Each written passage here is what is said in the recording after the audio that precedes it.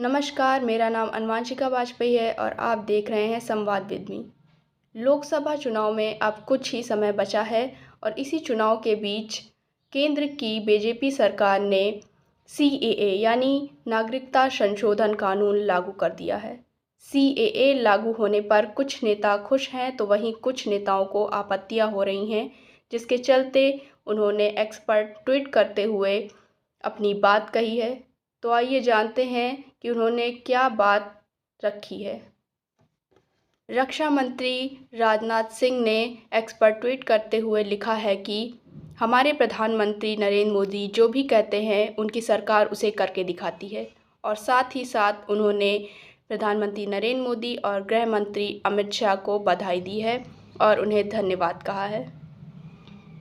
वहीं CAA लागू होने पर केजरीवाल ने एक्स पर ट्वीट करते हुए लिखा है कि देश पर 10 साल राज करने के बाद अब मोदी सरकार CAA लेकर आ रही है। जिस वक्त गरीब और मध्यम वर्ग के लोग गरीबी से त्राही त्राही कर रहे हैं और देश का युवा रोजगार ढूंढने के लिए दर दर भटक रहा है, इसका समाधान करने के बजाय बीजेपी सरकार अब CAA लेकर आई है। वहीं दूसरी ओर अमित शाह ने एक्स पर ट्वीट करते हुए लिखा है कि प्रधानमंत्री नरेंद्र मोदी ने एक बार फिर एक और गारंटी पूरी की। वहीं दूसरी ओर पाकिस्तान के पूर्व क्रिकेटर दानिश कनेरिया ने एक्स पर ट्वीट करते हुए लिखा है कि अब खुली हवा में सांस ले पाएंगे पाकिस्तानी हिंदू।